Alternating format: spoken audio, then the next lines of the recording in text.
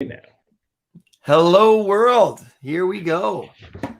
I am probably wrong about everything. You know what we need? We need like intro music when we do this. Yeah. And I'm like, oh, dropping shit in the background. Like, oh, very I could probably play professional. the intro. That'd be great. Bobby, how are you? Doing wonderful, my man. How are you doing? I'm great. I'm great as always. Great as always. That's good. That's good. We were talking today on the phone, and a particular bone of contention for me that we wanted to talk about today is just how shitty contemporary music is. Like, it belongs in the fucking dump. And then light it on fire. And then, let it burn. Bury it somewhere. But what has happened with contemporary music? That's where I want to go. Yeah. Before we get into that, can I ask you a question? Yeah. How was painting today? Did you hear about it? No. Did Jen tell you about it? She sent me a video. Yeah. Of me painting. Yeah. Yeah, someone needs to paint an S on me and say that I'm a race car driver because I'm an S-car go at painting. I work at a snail's pace. Wow. Hey, you know what? That was good. Thank you. That was a good one. I like that one. Yeah, well, I mean, I think you saw where I was going with it, and yeah. So no, it took me for fucking ever because of the tools that I have. They're absolute shit. I was hand painting the whole fucking thing. Yeah, which is fine, but from the video I saw, you got your brush in every little slat. Yeah. For the first coat. Now, my suggestion would have been just to roll the entire thing and try to get the roller right into each crevice. There's the problem. And then on the second coat, you find out where you missed, and then you hit it. Well, okay, no, but here's the problem. Herein lies the problem. The roller that I have is so thin. The grade of it is so thin that it wasn't getting in the slats. So I need a better roller. I need a roller or a full roller. I have like the little whiz roller, or like an actual roller. No, I have a roller, but the actual like a big one. Yeah. But the grade of it, is that what it's called? The nap? Yeah. Or the pile, yeah. The pile is shit. Yeah. Hello, everybody. We got a few people with us. So do we? Good evening. How is everybody doing? Got a few people on Facebook and some people on the Twitch. I apologize for the distracting eyeglasses that I have here that makes me look like I'm an evil hacker, but these are the blue blocker glasses, and apparently there's some bullshit behind it that these help you with the blue lights. Do you have blue blocker glasses? I tried once, and they were actually I think I got hair on my face. They were like you have red. A beard. That's true. And then the mole. They were red. How they explain? I am evil. They were red lensed glasses, but they were blue blocking, but they blocked more than just the blue. And I was like, sweet, I'm gonna get a good night's sleep. But everything was red. Everything. I couldn't watch. I wanted to, like, the reason you wear them is when you watch TV and you play video games or something. But if everything's red, then what's the fucking point? So were they infrared glasses? They weren't infrared glasses. They were just the tinge. You know how yours have like a little blue to them. Like you can see clear through them, but you have like a little blue to them. Yeah. Mine were just full on red. Like I see. Yeah. But then you saw red through it, but the wavelengths with the blue and some other colors it got rid of. It was a little more high tech than your just average blue blocker glasses, but they were red, so they were stupid. Well, I mean, if I knew anything about, yeah, well, the reason why I wear these is kind of like you're saying is, well, for one, during COVID, I've been doing so much reading and being on the screens and shit that my eyes were hurting. And I was like, oh, my brain's turning to mush. So I went to an eye doctor, and she was saying that I have really, really good far-sighted vision, but my close-sighted vision is really bad. So apparently I go like cross-eyed when I look at things closely. And you and I are the complete opposite. Yeah. Well, that's what that. Yeah, I have really good. Like I have eagle eyes, but then when it comes to seeing things closely, my eyes get tired quickly. So I got these, and then it helps with reading, and then of course I got the blue blockers on there, so I can get a better night's sleep. Yeah, it will help you with your sleep. Yeah. Does it actually work? From the science, from the studies and stuff like that, yeah. You don't want to wear them during the day. Like you want blue light during the day from the sun, ideally, but you know, you can get some from artificial light. But once you're starting to go to bed, your circadian rhythm starts kicking in towards the afternoon when it starts getting dark, and so you don't want the blue light, because the blue light will signal to your cells that you should stay awake. Yeah. And so that's why people have bad sleeps, because they'll stare at a screen. Especially mine, I got like the Windows wallpaper. Going like, if I look at that is just pure blue. Pure blue light. So yeah, I get shitty ass sleeps if I'm on the computer. But it even affects like the quality of your sleep. Like even if you fall asleep, you don't go into the deeper REM sleep right away, because your brain is like, you're having a nap. You're not gonna have REM sleep at the beginning. I think it affects your deep sleep to begin with, because REM sleep doesn't kick in until the end of the night. It says, why do they suggest that kids wear them all day then? They're wrong then. So why? Yeah. No, they are. Yeah. And you can wear them like at the very beginning of the morning. Like if you actually, no, that's wrong. That's completely wrong. You should wear them in the evening time. That's about it. I do think that if you're doing a lot of screen time, like a lot of it, it's a pretty intense blue light, because it's like, how far am I from the screen? Maybe like, I don't know, a foot. And so you're getting that all day, and then it can mess up with your vision. So, I realized what I was trying to say. If you wake up at like 4 in the morning, 5 in the morning, and the sun's not up yet, then you wear your blue blockers until the sun starts coming up. That's when you do it. But whenever you talk about the sun, there's two things that come to mind of you that the sun reminds me of. Oh, great. One is staring directly at the sun during sunrise to gain superpowers. Yeah. And the other one is putting olive oil on your skin. Coconut oil as a form of sun protection, SPF. SPF 5. Gives you a little something. So, but the joke here, Bobby, is that you do that, yet every time you get a fucking sunburn. I do not. Look at me. I'm good. I'm a little. You haven't gotten a sunburn yet. No. So that actually works. Coconut oil, because that's what I put on my food to cook it. I have to admit, I've been using some sunscreen. Yeah, it's some natural shit. I get these biohacking boxes every 3 months, like kind of one of those Fit Fab Fun packs. Yeah. And so they came with like this little, I wish I knew where my camera was. There it is. Come with like this little, like, I can't remember what's in it, but it's some natural sunscreen bullshit. It's actually kind of cool when it goes onto your arm. It has the same tinge as your blue blockers. Like it goes on kind of half yellow, and then all of a sudden it kind of goes like that weird blue. But then it goes away. What's the first ingredient on it? Can you pronounce it? I believe it's water. So yeah.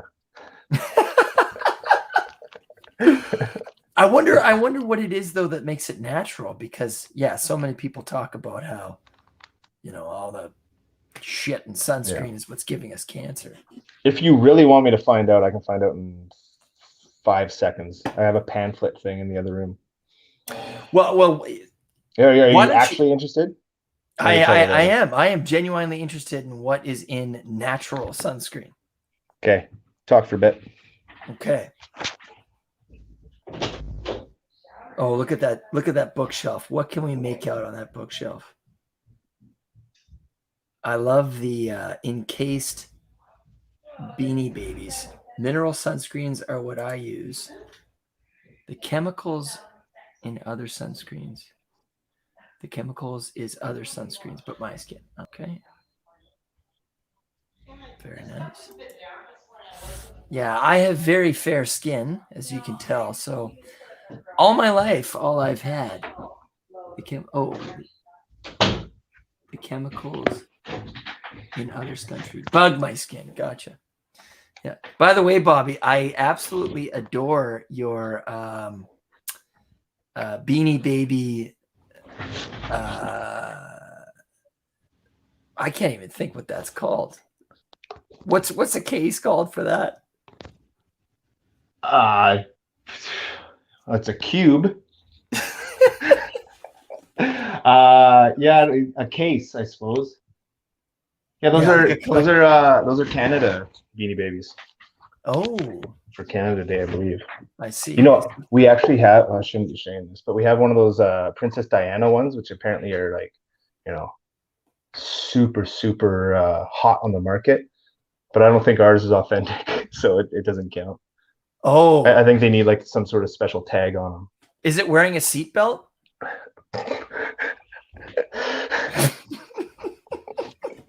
Nice. Oh, it's not. Okay. Oh, okay. So this has the broad spectrum. Princess Diana was a shit, 35. anyway, she was awesome. I liked it. She was cool. Yeah. Yeah, it's got broad spectrum SPF 35, some unsurpassed UVA, UVB protection. Non-nano, non-GMO by Third Rock Sunblock. That does not sponsor the podcast. Oh. Okay. If they'd like to, we could use it. Vegetable glycerin, distilled water, jojoba oil, olive fruit oil, L-arginine, aloe leaf gel, beeswax with propolis, orange peel wax. Okay, here's where it gets dicey. Mm. Phosphatidyl choline, refined coconut oil extract. Oh fuck, I'm gonna butcher these. Tocopherol, ascorbic acid, cornstarch, arrowroot extract, xanthan gum, and gamma oryzanthol. Sorry. There you go. That's gamma. it. I bet you that's the stuff that probably blocks out the sun, is because gamma rays are. Isn't it gamma rays? I don't know. We need a scientist for that. That's what makes Bruce Banner the Hulk. Yeah. Well, let's just all shoot ourselves with gamma rays and see what happens. Well, when I was a kid, I got the worst sunburns ever. And then my dad, because I was a hypochondriac, he said to me, "Oh, it's okay. You probably won't get melanoma until you're at least 23." And I was like, "I'm gonna get melanoma at 23." But the sunburn was so bad on my back, I put aloe vera on my burn. And when I took my shirt off, I ripped the skin off with my shirt. It was nasty. I was so pissed. And I would always ask my parents, "Do I have enough sunscreen? Do I have enough sunscreen?" And my mom would say, "Bro, I'm 31 years old. For Christ's sakes, you should know if you have enough sunscreen on your back." Anyways. You probably look like here's a segue for you. You probably look like Chester Bennington from whatever Saw movie he was in. Did you ever see that one? Chester Bennington was in a Saw film? He was in a Saw film, and his back was glued to the back Like the guy seat. from Linkin Park? Yeah. Did that kill his career? They continued on pretty good. He did a pretty good job. I think the reason they got him is because, like, okay, so he's got his back glued to the seat. Man. What? Why? Saw films? They're fucked. Exactly.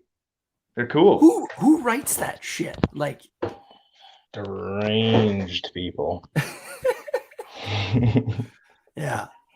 Well, I mean, but the thing is when you watch shows like that, and you know, man, Chester Bennington was an amazing musician. amazing musician. But then sometimes you see like certain artists. There's a guy that I can't think of, but anyways, the art they would draw, and it would be like really creepy. And then you find out that they were really like psychotic people or whatever, or they struggled. They were unwell people. I got to be careful with my words. They were unwell people. And then you look at their art again and you're like, should I enjoy this? Like, I think I know. I know who you're talking about too. Yeah. I've heard about this guy. It's like it was really cool art. You're like, oh, that is neat. And then you find out that he's a dark. I believe you. Yeah, I believe he had voices in his head or something. Francis Bacon. Yep. Yeah, and he draws like you look at this art, and then Salvador Dali. Oh, that sounds about right too. Amanda, you're amazing. Thank you, Amanda. Salvador Dali. I think Salvador Dali, actually, his stuff is pretty crazy. I think he just did a shit ton of acid is what he did. Nothing wrong with that. But Francis Bacon is the guy. Francis Bacon, just typing that in. I love this, how we can talk to people as we talk. I kind of want to put my phone number up here and just have Yahoos call me. Like, I'm pretty sure the Stern Show would eventually call me. Have you ever heard how they do prank phone calls? No. Fuck, man, it's so funny. There's this one, and it's like a bidding, like an auction site, and they call it all the time, and they're like, the guy's like pretending to die of like flatulence and stuff. Super immature humor, but it's amazing. And the guy's just like trying to be super professional while it's happening. If somebody called me, I would go along with it 100%. Oh yeah. So, but yes. Do you ever see that the Australian guy? It was some Australian radio network, and they phoned a random dude, and they're like, "Hey, this guy's trying to get a job. Like, he doesn't have any references. Like, do you mind saying some nice things about him?" And he's like, "All right, mate. Like, no problem." And so then, like 5 minutes later, they call him back on the radio station, like, "Hey, this is the law firm of whatever. Like, do you know Jake?" And he's like, "Oh yeah, me and him have been mates for years." And he just keeps going, and he vouches for this guy and how great he is. And he makes up stories along the way, and he's just a random stranger just talking about somebody he had no idea who it was. And they were just like, "Man, you are the greatest human." Like, it was awesome. That's pretty cool. So he was pretending that it was like a reference check, and he was like, "Oh, do you know this guy?" The radio station asked him if he would like vouch for this one guy as like a reference. Like, "Yeah, we just called a random number. You seem like a nice guy. Would you vouch for me?" Is what it, yeah. Like, "Oh yeah, sounds good." And then the law firm called him back, and it was still the radio station, just the other guy. Oh, I see. Yeah. And that is pretty cool. Yeah. And the guy that got called he just went with it. He was a beauty. Like I think about that sometimes, and in our world, I mean, is our world kinder than it's set out to be, or is it a pretty cruel, mean place? It's definitely portrayed as a mean place at this moment. Yeah. I think COVID's done some damage for sure. If I had to guess, I'd say it's a little less kind than it used to be. Well, why do you think that is? Is it because of COVID, or is it because we've been stuck at home? Why have we become colder, say? I think humans need interaction with each other. And then when you don't get that, and then all you do is just watch the news, or you just hear about all the bad things that are happening. Now that we have social media just going nuts, yelling at each other, I think the whole Black Lives Matter hatred has divided a bunch of people, and that turned into the Asian community getting just hammered on because people somehow believe that if there's an Asian person in, say, Vancouver or somewhere in the US, that they were the one that caused coronavirus somehow. I think people are just going nuts. Same with the whole Trump thing. When he was getting out of power and Biden came in, I think people were just going absolutely insane. That might have been the pinnacle of when people were just freaking out and losing their minds. I think maybe now we're starting to be like, oh, all right, we can be kind again. Now that things Yeah. have opened up. Well, I mean, that's the only way forward is kindness. I mean, because really, when you treat other people like an asshole, it really doesn't make you feel good.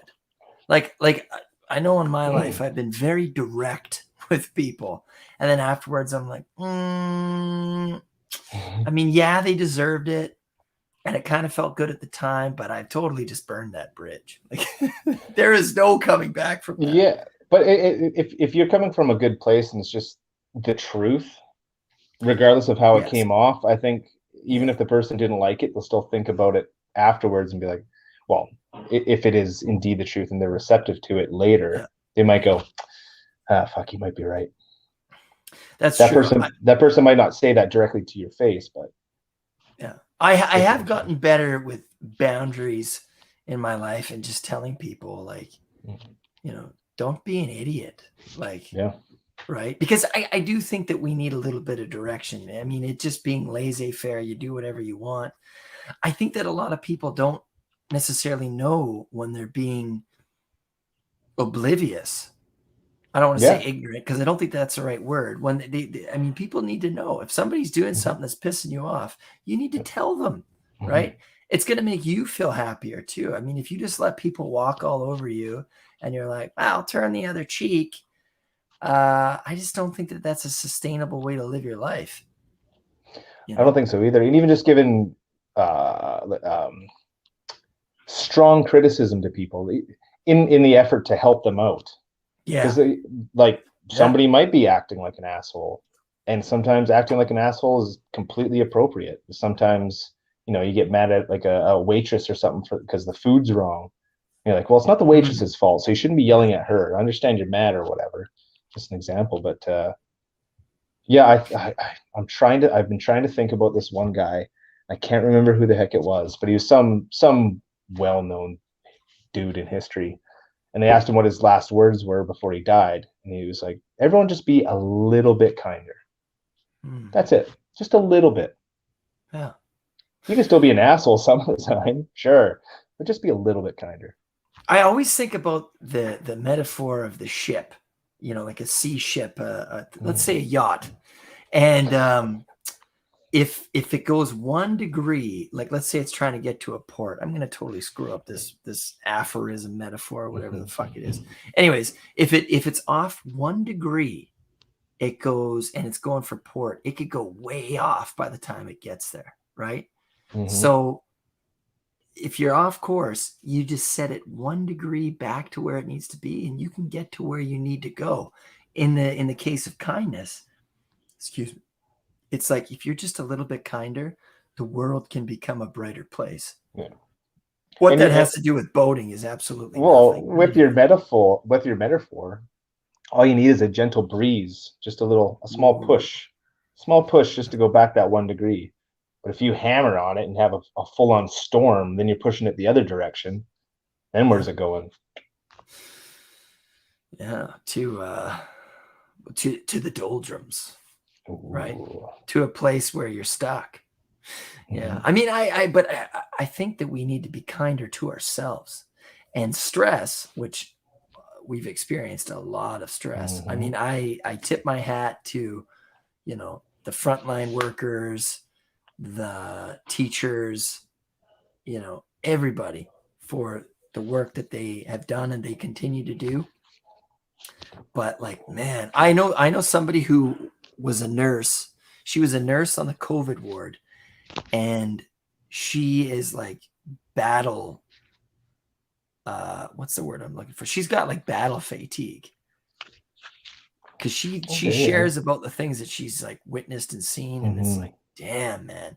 And then there's people that still deny it, and it's like, fuck, right? It's ridiculous. You know, you can talk about all the conspiracies and stuff you want, but at the end of the day, it's still real. It's still happening. Yeah. Well, it's like still sick. It's like climate deniers. It's like climate change deniers. Like, fuck. Like, I'll have a conversation with anybody, but don't be an idiot, right? And some of the things that I've seen on there, and then they make it like an ad hominem, like, you need to do more listening than talking. It's like, well, you need to watch the fucking news, you idiot. Yeah. And realize that Lytton, a town, was just engulfed in flame. The other thing that they're saying is that while the number of like people throwing cigarettes and starting those fires is down, that's down? Oh, that's good. It's down. It's down. What Okay, these forest fires are actually being caused by is thunder strikes. Because with global warming and the humidity and all that stuff increasing, there's more and more thunder strikes, at least in Western Canada, in BC. So that's why a majority of these fires have started, is because of all the thunder strikes that are happening. Do you think Zeus listens to ACDC? You know what? Definitely when he's pissed off, it's like thunder. Yeah. Thunder. What's the best ACDC song of all time? Is there one? Actually, you're not a big ACDC I'm not a big ACDC fan, but mad respect to him. I got nothing against him. That was just a joke. I just don't listen to them. They're the Metallica of hard rock music. Yeah, fair enough. Yeah, Metallica's also. I wonder if we'll lose some fans here, but I'm not a big Metallica fan either. Amanda was saying that there was 1,400 lightning strikes in one day. Whoa! In BC, apparently. I'm guessing it was in BC. I don't know, but fuck, man, that's crazy. Yeah. Well, yes, no, ACDC is, the Metallica of hard rock. And Metallica, don't get me wrong, they had some great songs. Yeah. But I don't know. It's like the Marble Mouth or something. They revolutionized the genre. You got to give it to them. They're icons for sure. But I just personally, I'm just like, they're fine. But what if they're the reason that heavy metal music sucks balls today?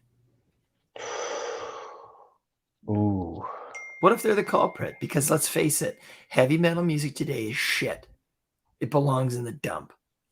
It put, well, I mean, this is biased on my part, but it pushed, bias on of course, yeah, exactly. But it pushed, this is all bias here. It pushed metal music to be better than like the hard rock. Maybe did it though? There is a lot of good, really, really good metal music. The more mainstream stuff, that's the stuff you kind of go, shit. You signed to a label and then they just use you.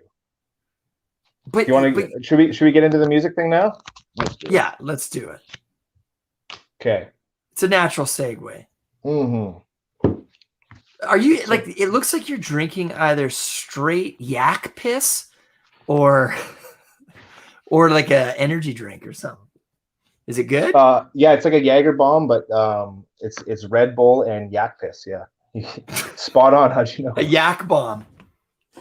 No, I have a. It's not good, but it is something to drink. But it's an orange creamsicle sour. It sounds good. See, here's the problem though: is orange creamsicle okay? Sounds good, but then sour. It's like you lost me on sour. Do you know what I just realized? I want to get into music. Yeah, let's do it. So, what beer are you drinking? I'm gonna start a band instead of ACDC. It's gonna be ADHD. Yeah. I think this is why we need Chris or Jesse or someone, because you and I talking together just does not work. We just go off in different But ways. That's okay. Oh, whoa. Look at that. I just swapped us. Whoa. Actually, that's better for me. Yeah, there you go. You really can't. Now I'm off thrown off. You really can't beat what's already been done though when it comes to metal. So I wonder, so I wonder if what Amanda's saying about that. Has the best been achieved? So let's talk about the music here. Okay. Why does go ahead. No, ask the question. What do you got? I was gonna say, is it just me or does music today, like, am I becoming an old man right before my very own eyes that I'm like, this music belongs in the dump? In general, it does. Yes, but I think like anything, you can always find like your specific love for anything that metal or any genre can make. But sometimes it might be that like I don't want to call it underground, but like, you know, I'm wearing an After the Burial shirt because they are one of my favorite bands. just because of the style of music they play. I just, for whatever reason, I like it. Now, I think those are the guys who sing "Behold the Crown," right? Yeah. Behold the Crown. Yeah. Yeah. That was a great concert. It was a great concert. I love that concert. I got the shirt there. No, I think I in terms of like I guess if you want to call it mainstream metal and stuff like that, it has hit that digital kind of age. Like I kind of feel like metal was like the last sort of genre, like at least main genre that like resisted being electronic. Because you got your pop music, country music, rap, like those just like it probably went in order: pop, country, rap. They all just started getting into that electronic hit factory, and metal was kind of like, no, we're against that. But then slowly, one by one, bands started going, well, if we turn a little bit electronic, it might sound good. Right now, the band I have in my head is I Prevail. You ever listen to them? Yes. They made it. Yeah. They're like pop music.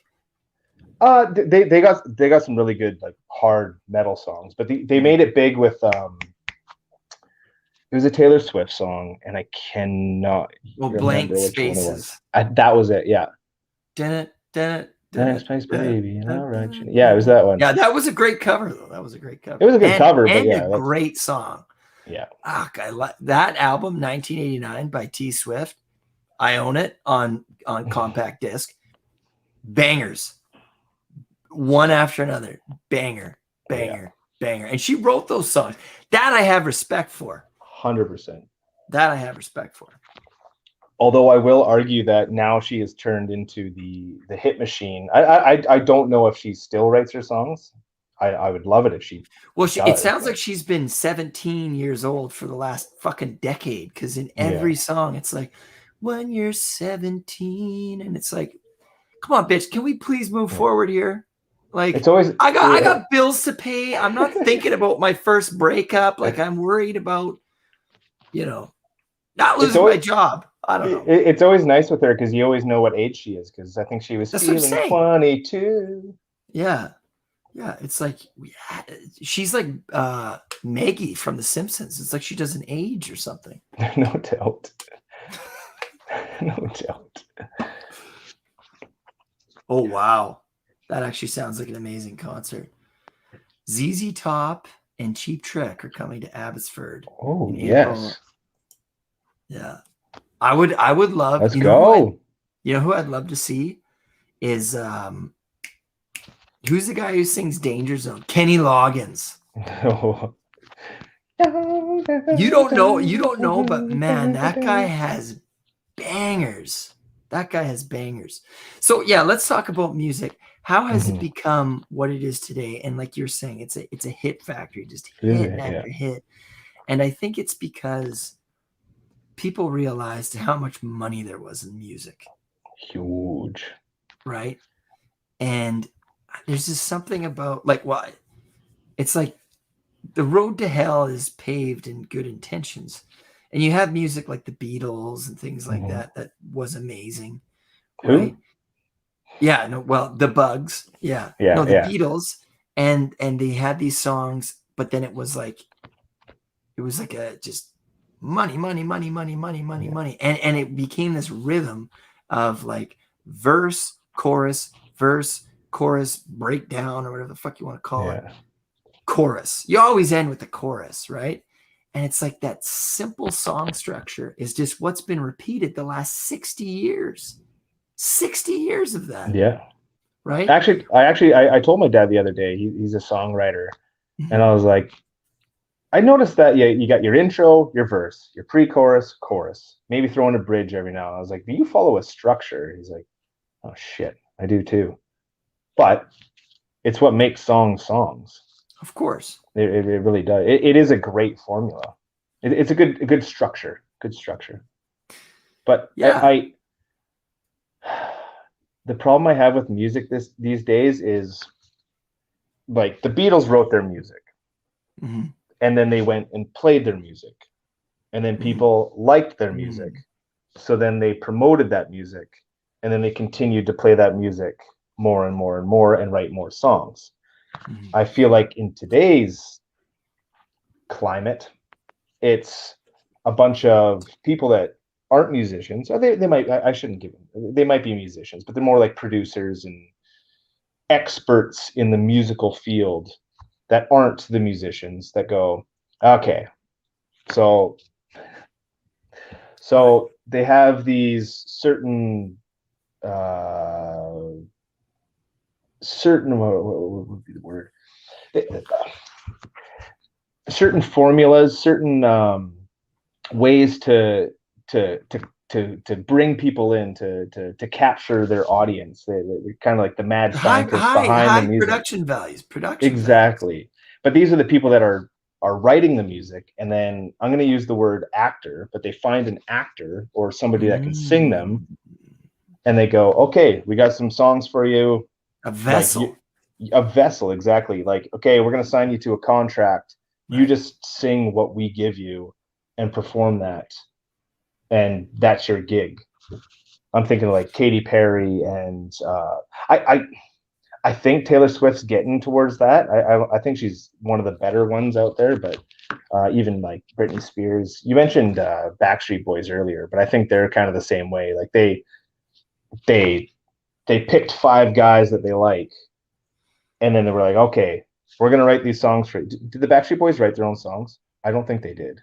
Unless you know. I would be surprised. Well, one of the definitions, I took a musicology class, and one of the definitions between popular music and rock music, because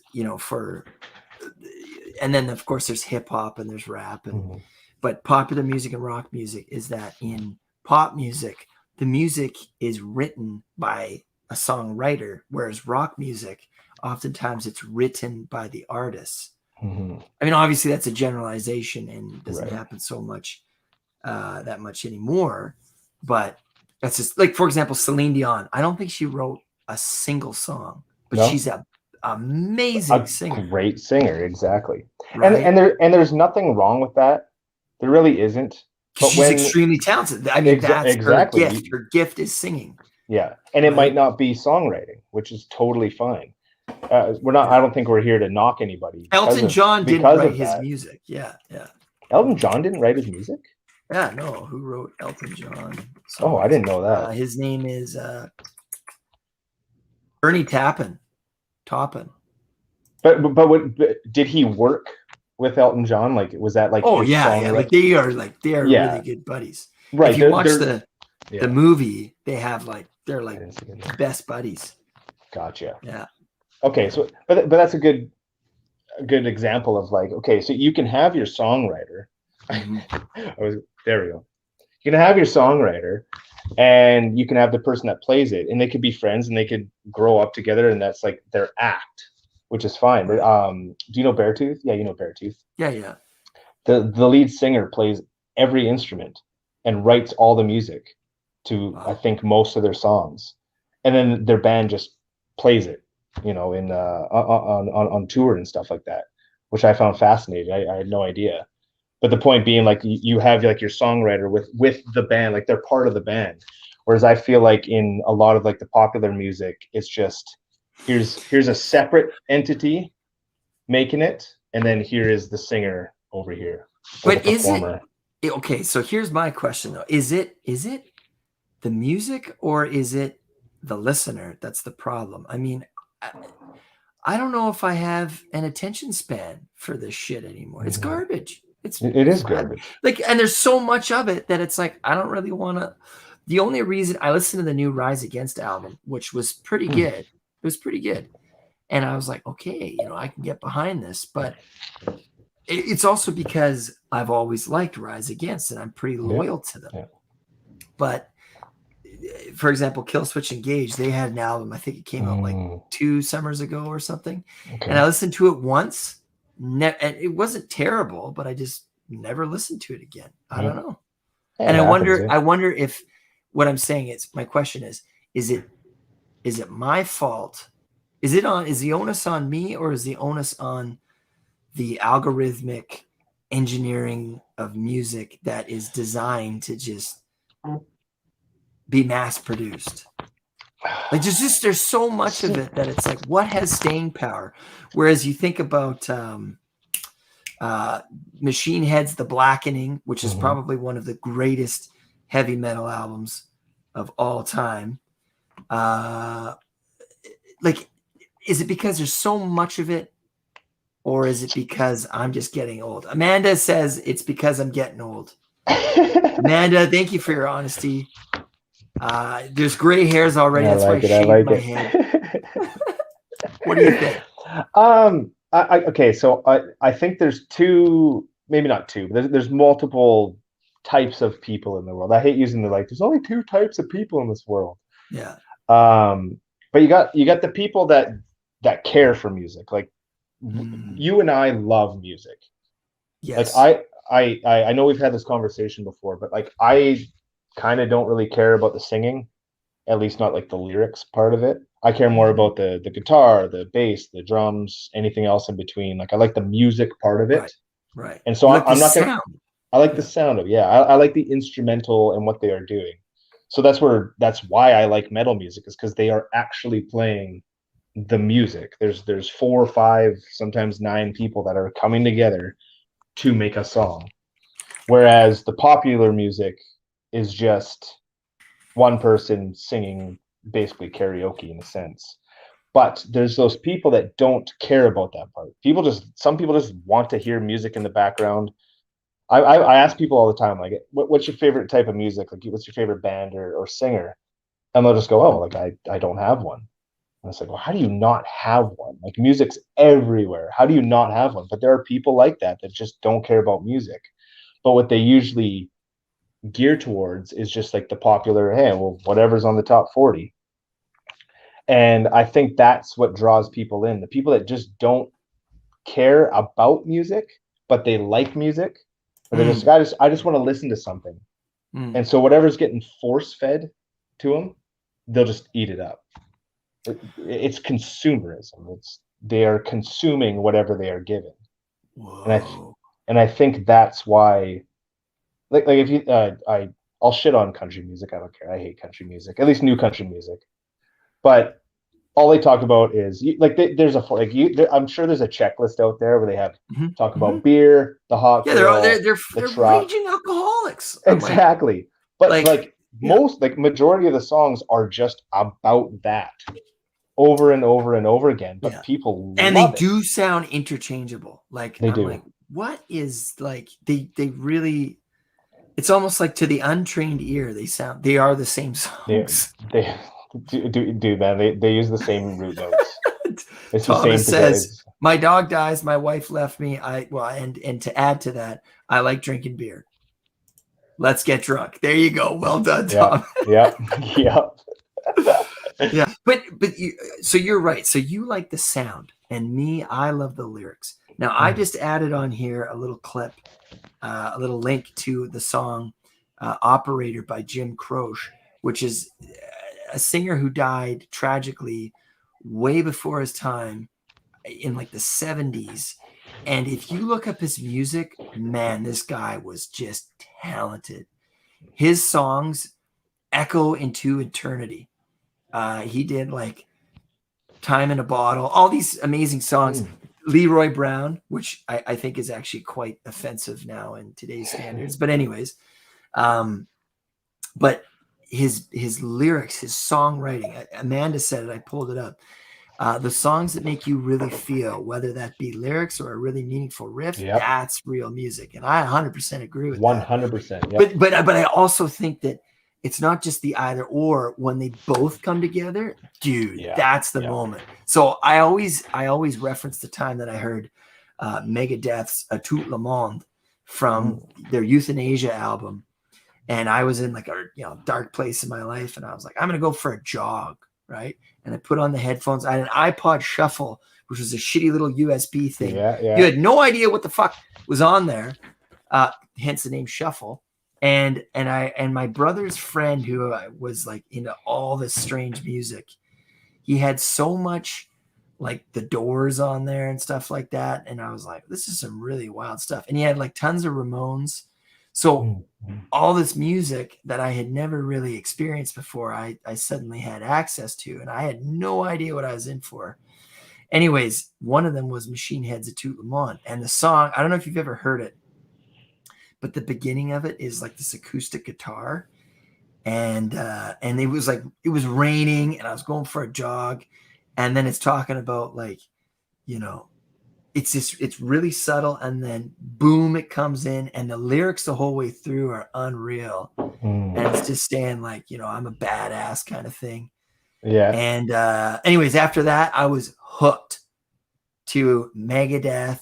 And then from Megadeth, I got into like Soilwork, which is like a death metal band. And then that's it, game over. And now I get to this point where I turn on Octane, and Papa Roach's Last Resort is being redone, and it is just shit. It's like, what the fuck are you doing? You guys suck, man. How somebody signed off on that, I have no idea. Dude, it's pathetic. It's so bad. It's actually like, I hope they're listening so I can tell them, what the fuck are you doing? Don't do that again. Don't ever do that again. When in fact, it doesn't matter. I'm never going to listen to it. Yeah. Yeah. And System of a Down. Yeah, that's a great band. Yeah. To Amanda's point about the emotion and stuff, like that brings up Nirvana. Like, people love Nirvana, and to be honest, they're musically talented for sure, but it's not like they're extravagantly, you know, intricate or anything. It is quite simple stuff. I'm going to counter that, but go ahead. Well, I was going to say, but at the time, you do. Sure. The other thing is that we kind of we can be a little bit anachronistic in our criticisms of things. Is that we don't see them at the time, right? Yeah. We like, now we have Pearl Jam and all that stuff, and which Pearl Jam, I mean, some people really like, but it's like they all got marble mouth, like, and you're like, all right, I mean, not my thing. But Nirvana at the time, dude, Nirvana like lit hair metal on fire, because hair metal was the thing, like Motley Crue and all that shit. Yeah. And then Nirvana came, and people were like, what is this? This is so different. And maybe that's the other problem, is that now all these songs sound so similar, right? Like, there's just, it's like, but the interesting thing is that they're so similar and trying to be innovative. Like, they're all trying to do something different, but that's what makes them all so like the same and bland, is because they're all trying to push boxes that it's like, I want to finish I have two things. I want to finish my Nirvana one. Okay. Because I think the reason why people really, really dig Nirvana at the time was because Kurt Cobain was so emotional. Like, you felt his emotion through just his singing alone. You could take away the rest of the band, just have him sing, and you can feel how depressed, and you could feel how low he was in some of his songs, where it was like he what's that one song, Polly, which is basically about a girl being held captive, and it was almost like he was Polly. Like, you could feel the emotion through his singing, and I think that's what's getting lost in music. I don't think there's emotion in music nowadays. There is some in metal, definitely, but if you're going with some pop, even, you know, I'm a big fan of hip hop and rap, not the new stuff, but the old stuff. But that was some real shit. Yeah, like Tupac. Well, I think one of the best songs of all time is "Changes" by Tupac. 100%. I know that's showing my. I love that song. It's a great. But that song, I think the one line is like, "We aren't ready to see a black president," and then we had Obama, and then people were not ready for that. No. Right? Imagine if Obama acted half like what Donald Trump acted like. Oh, jeez. You know what I mean? Like, yeah. And but in that song, you feel his struggle. Like, you feel the changes that he wants to make. Like, you can feel it in his inflections in the way he sings the lyrics. Like he's like, you can tell he's mad. Like, still I see no changes. All I see is racist faces. Like you feel that behind the music. And I think that is dying. That might be the answer to our question today, like why music sucks these days. You know who I think one of the greatest artists of all time is? Well, you probably do know this answer, but is Bob Marley. I mean, that man. Have you ever heard his music live? Like, there's live albums. Babylon by Bus. Listen to that album, Babylon by Bus. I'm going to write that in here. Babylon by Bus. It's on Spotify. Listen to that from start to finish. You are there, and you feel the energy, and and the crowd is like, it's like I'm starting to get into live albums. Concerts? Yeah. Okay. Yeah. Just, like, excuse me, because there's just something about that. Because when we listen to music, we're listening to the master copy or whatever. Yeah, exactly. Which is the master produced one, and it's like so many copies of that song that they practice, and that's the perfect one. Whereas a live one, you're like, all right, like this is it. Yeah. And Bob Marley, the way he sung, he wasn't a very good, like, professionally, he wasn't a very good singer, but he had raw emotion, and his voice would be like, like it would like crack or whatever. Yeah. It'd be strained. And if you listen to Rise Against, Help Is on the Way, that song is there's a part in there that you hear him singing, and it's like Bob Marley, like completely Bob Marley influenced. And I think that guy made, like, he brought soul to music, and he was way ahead of his time. Yeah, because he's timeless. Yeah. There's a. Have you ever heard of a song called Hexagram by Deftones? Have you seen? You know what? No. Though, I should check that out. Yeah, Night Bride on America's Got Talent. I do love those shows. Bride or Bird? Oh, Nightbird. Nightbird. Yeah. Sorry, what were you gonna say? There's a song by Deftones called Hexagram, and to basically anybody that's about to listen to it, like, be prepared. You're about to get screamed at. But basically, the whole I don't know what the song's about, but it's basically Chino just, like, when I say screaming, like, he is screaming like everything that he possibly can, obviously in the studio, so it's it's doctored a little bit, but you can tell that he is just going big breath in and just going and, like, it's a high-pitched one where he is like, you can tell through, even though it's doctored a little bit, you can tell through the song that he is just balls to the wall. Like, I am screaming as loud and as hard as I can, because I don't know what he's talking about in the song, but he feels it and he's screaming. And it's one of those ones where you go, whoa. Yeah. Like, that is incredible. I mean, and that was like Slipknot. Like, Slipknot was just like, Slipknot live is unreal. Corey Taylor is just like, he's an auteur of music, like that guy lives for music. Yeah. That guy, he'll play with anybody. Oh yeah, man. He loves music. And seeing him live is very cool. Do you know what I love about seeing Corey Taylor live and Slipknot or even Stone Sour and stuff is, honestly, like, he sucks at singing live.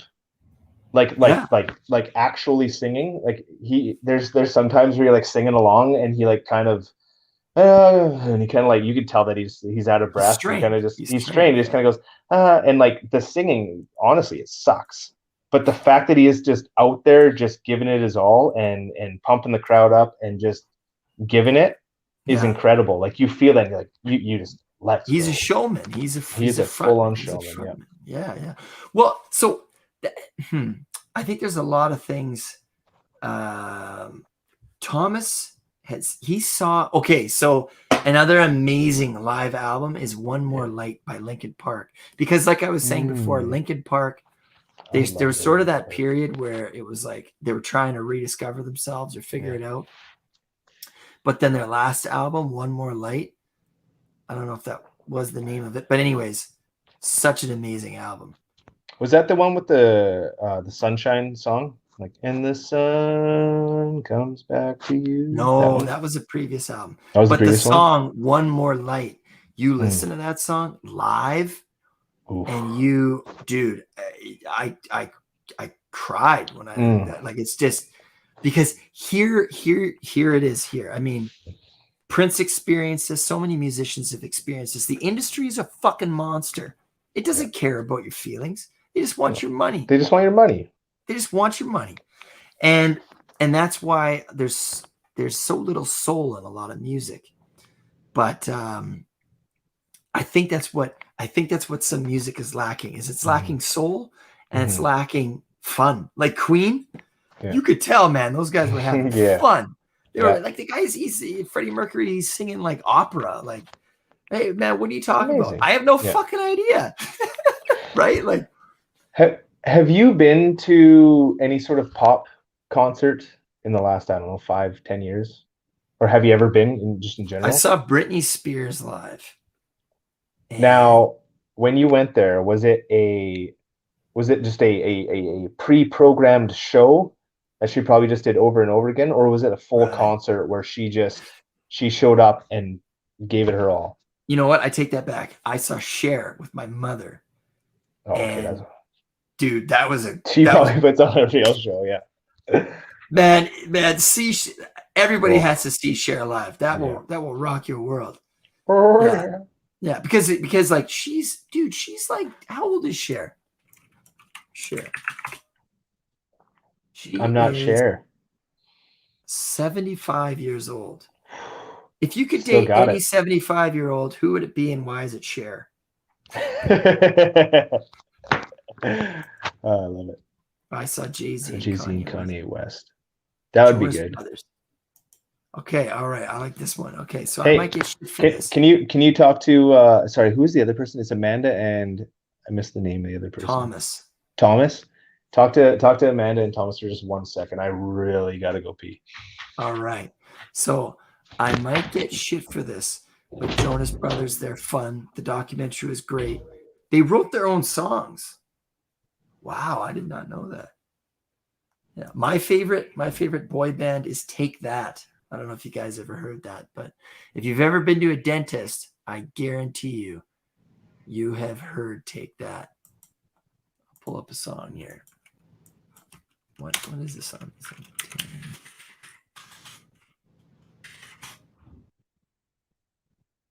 Oh, I forget. That's it. Yes. Watch this. Oh, you're in for a treat. Check this one after. What's it?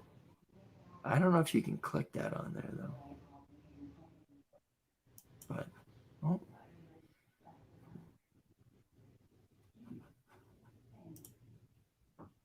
yeah. Who else? What other pop musicians have I seen live?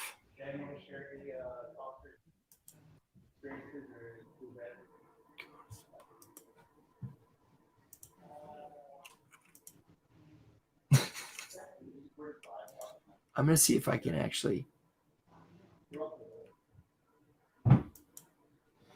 I would definitely see Pink live. Up to you if you want to. You talking about your favorite concert? You saw Black Sabbath live? Whoa. Thomas has seen Black Sabbath live.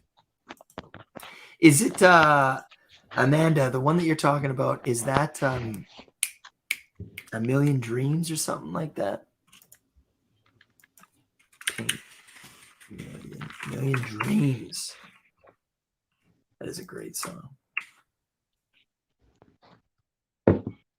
Oh. Well, Amanda can hook us up. She works at the Abbotsford Center. No way. Yeah. She get us interviews with all the people.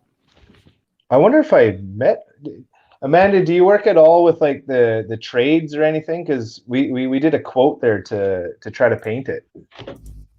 Yeah. Abbotsford Center. Oh, hey, I got a guest. Oh, is it okay if I bring a guest on? Absolutely. Oh, there he is, Bob Senior. Oh, I need to here. Do you actually let me see if this works. Amanda is up in the suites. Up in the suites yet? Can you hear me? I can hear you. Yeah. Oh, okay, sweet. Yeah, actually, we were gonna paint the box seat, all the suites and stuff. Oh, well, that's where she works. Yeah. Server. All right, yeah. You got any? Oh, nice. All right, sweet. Oh, I'm sure she's seen some wonderful concerts there.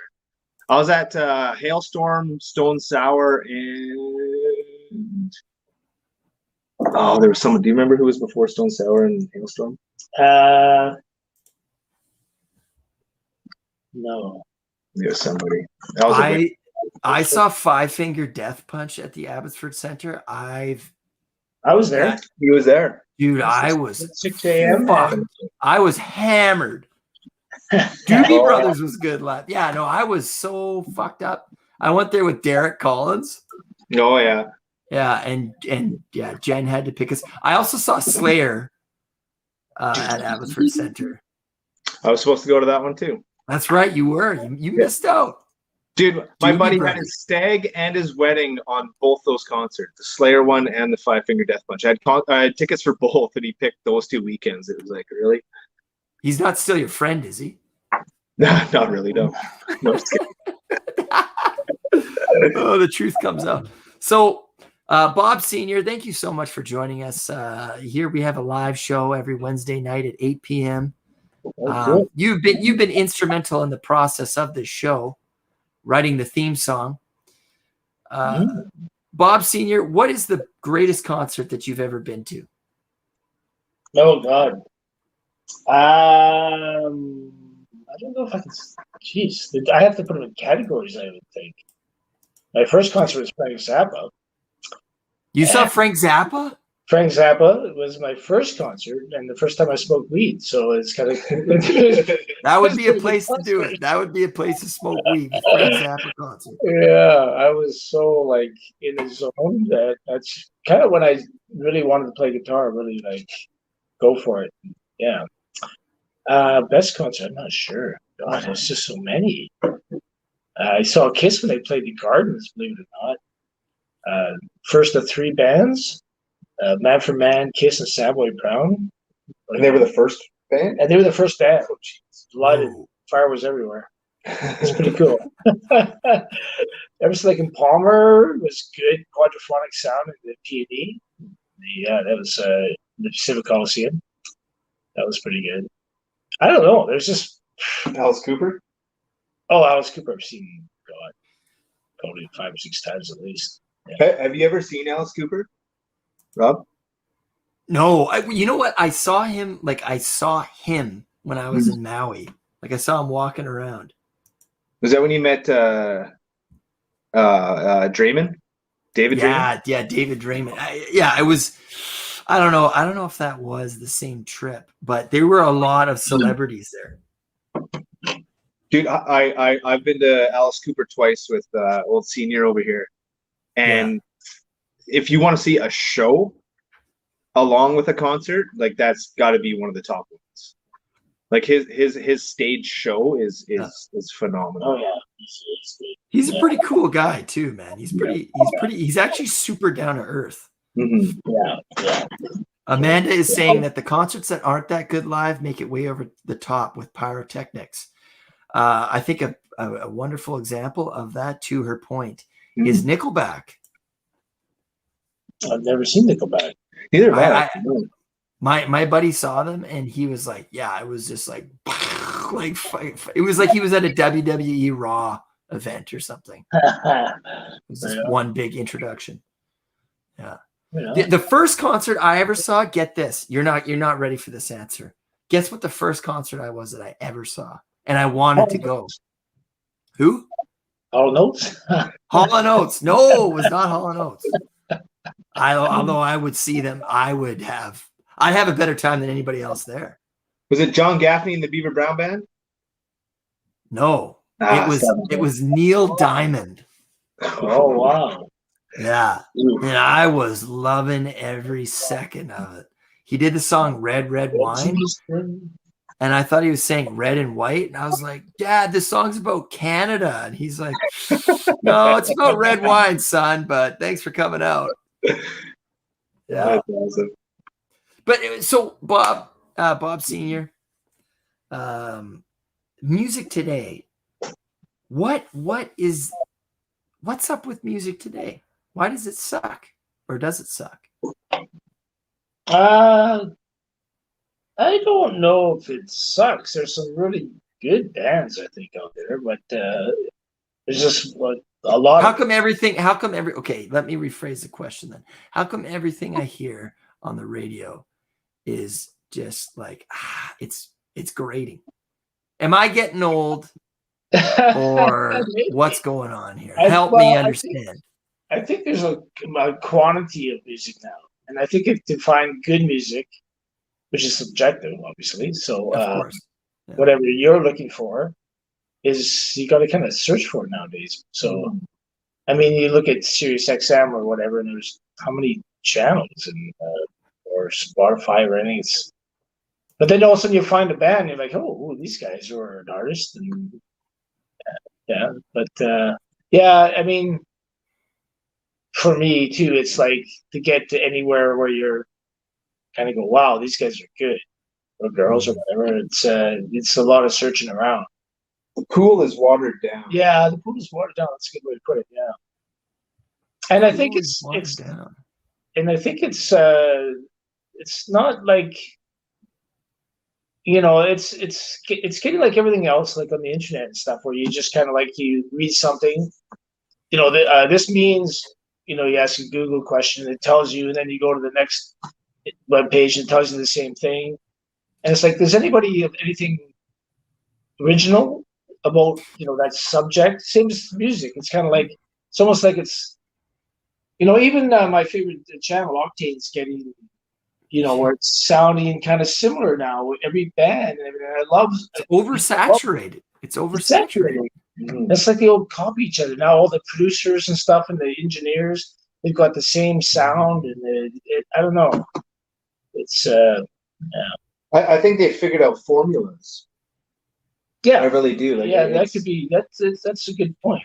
And I think it goes with, like, how every I don't know, summer they go, okay, so the fall theme for fashion is to wear red with white, and you're like, okay, well, it sounds good. And I think I agree with you. I think that's what they do with music.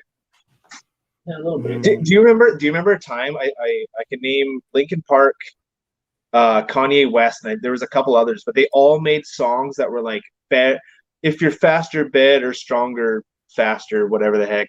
And then if you get it broken down, then you build it back up. But I would say to counter that point, the Rolling Stones have been almost mimicking exactly what the Beatles have been doing since both of their inception. Like for example, Sgt. Pepper, that album, the Rolling Stones, right after that, they're like, holy shit, that's really successful. So they did like a psychedelic album. That's true. It's true. Right? I mean, you see somebody else, it's working for them, and you're like, well, why not, right? It's working for them. To your point earlier, I think, so if you have the Beatles and then you have the Rolling Stones, so you have two that sound the same, whereas now we have the watered down Pool, where now we have 20 that sound the same, 50 that watered down Pool. I like that one. That's almost like a triple entendre or something like that. But yeah. I really do think that it's the old saying of sometimes choice is what can really rob us of joy. Like, there's so many choices. Yeah. So it's like, this, that, this. Like all of K-pop. I'm not even that familiar with K-pop, but I know the kids love it. I loved K-pop when that Gangnam Style came out. And then I was like, okay, I've seen this video now for the 100th time. I'm over it. But it took a while. And now there's BLT or whatever the fuck it's called. BTE? BTO. I think it's BTO, not BLT. That's a I think sandwich. it's BTE. Oh, Well, did you? Okay. Blackpink. I wonder what that is. That sounds kind of cool. Blackpink? Yeah, that's apparently it. BTE, BTS. It's BTS. Or BTS? Yeah, I've heard them, and thank you, Thomas. Thank you guys for our. We need to get comment Tom and Amanda on the show. We do. We have to get them on. That's why I need to add my phone number on here so people can just call up to the show. Well, they know our email. That's true. Hopefully. Is it on there? I think so. Rob is wrong. No, I got to take. Yeah. Always Well, the website will take you to the emails and stuff. I love it. Well, yeah. To kind of sum it up, it sounds like what Bob Senior was saying is that they're all trying. Like maybe they're trying too hard. I'm too drunk to talk in person this time. I like it. That's how we want to talk to you. Are you kidding me? Yeah. We like you already. Yeah. That's awesome. Yeah. Well, join us next week where we talk about we're going to talk about the greatest movies. We're going to talk about the GOAT films of all time. Bob Senior, you got to join us for that.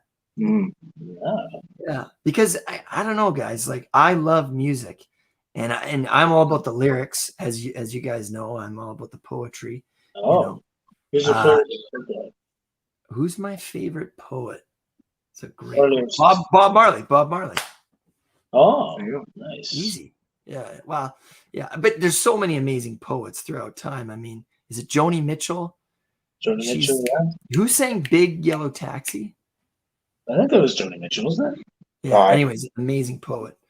Yeah. But yeah. So I just, again, to sound old, it's like, I just don't hear those great poets anymore, and I wonder who will be the next one. Apparently, she's a very young lady and very punky kind of. Not Miley Cyrus, although Miley Cyrus is an amazing singer. Are you thinking Billie Eilish? Thank you very much, Billie Eilish. Billie Eilish. I'll take modern singers for 400, please. Well done. Well done. I mean, I'm not into her music, but she is a very cool character. I heard her being interviewed, and the brothers family too. Yeah, well, they're just an amazing. He's a great producer. Yeah. My Nice. daughter loves Billie Eilish. Yeah, and kids get behind it. Yeah. A quick one. Bring me the Horizon, who went the full electronic. They used to be hardcore freaking metal, and like the full on screaming. But they went the electronic route and went a little lighter. But their lyrics are, I think they're great. He's got a tongue in cheek sort of. He's quite punny, which is why that's because he's British. Yeah, I know.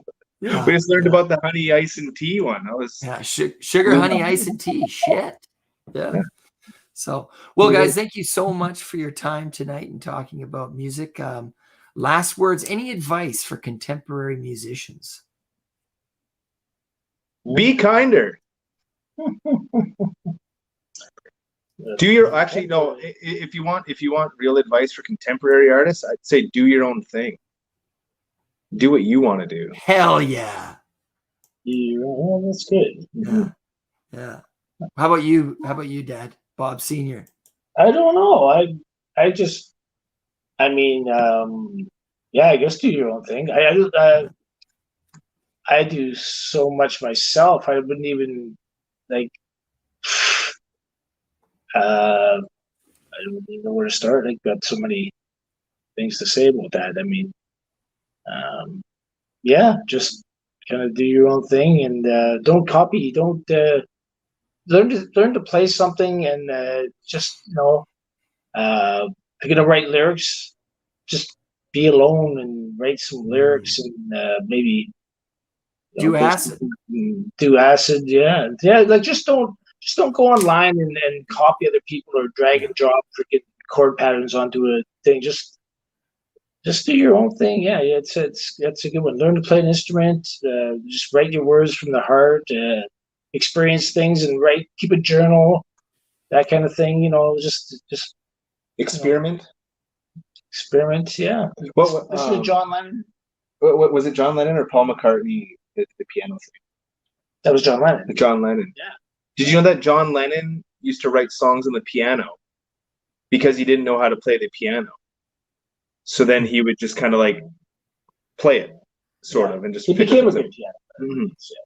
But he was asked why he wrote on a piano when he's actually a guitarist. He said, "Because I don't know what the fuck I'm doing." So I fiddle around. I write a song because I don't know what I'm doing, which is true because if you do know what you're doing on the, say, the guitar, like myself, you start to fall into a habit of, well, I know this chord pattern is going to work every time. So, but then it's just like you write the same song 50 times. So at some point you got to. You play country too? You play country too? Country 2? Country 3? Or country 2? Country 1? You just play the same song over and over? Yeah. Oh, I see. Well, down, by the river, the creek, the hot chick, and the beer. That is exactly what Tom said previously. Which he also did say, whatever makes a person feel, I love musicians that do it for the music. Hell yeah. And I've done acid, been on some good trips. Hell yeah. Hell yeah, buddy. Well, we wrote a Hall & Oates musical on acid. We did. So, I mean, what is that? It's called Family Man. Yeah. What? Oh, Family Man. Yeah. Great. That was a great time. And Unther was beckoning forth a seance. I mean, it got weird at that point, but it was still great. We figured out that Hall & Oates follows like basically a man and a woman who are they seem to be separating and trying to look for their own love. Love on the rocks. And so they go to the same bar, and all of a sudden he looks over and she's a man eater, and it's like. And then this other woman tries to hit on him, and he says, "Leave me alone. I'm a family man. And my bark is much worse than my bite." Well, we've all been there, right? Saying this back to chicks picking us up, right? Leave me alone. I'm a family man. And then Private Eyes is he hires a private investigator to follow his wife and see if she's having an affair on him. And this is all part of family. I'm telling you, Bob Senior, we had a full-on structure to this music. Wow. We did, yeah. I gotta get and we recorded it too. I mean, you could get Bobby to play it for you. Yeah, I saw it. Yeah. No, this is something. This is like Bohemian Rhapsody or something, or what? Yeah, but it's going to be a Broadway play. Oh, as well. A Broadway musical. Broadway. So who's going to play Hall & Oates? So Daryl Hall and John Oates. If you're hearing this, we have a proposition for you. So, and Greg's going to be playing the guitar for sure. He's gonna be the composer. He's going to be the guy in the pit. Because it's going to be a full orchestra. Yeah. Thank you everybody for watching. Please subscribe to our YouTube channel. Probably Wrong About Everything. We do this every Wednesday at 8. And next time we're talking about, that's right, films. Lin-Manuel Miranda, the best. I'll have to check that out.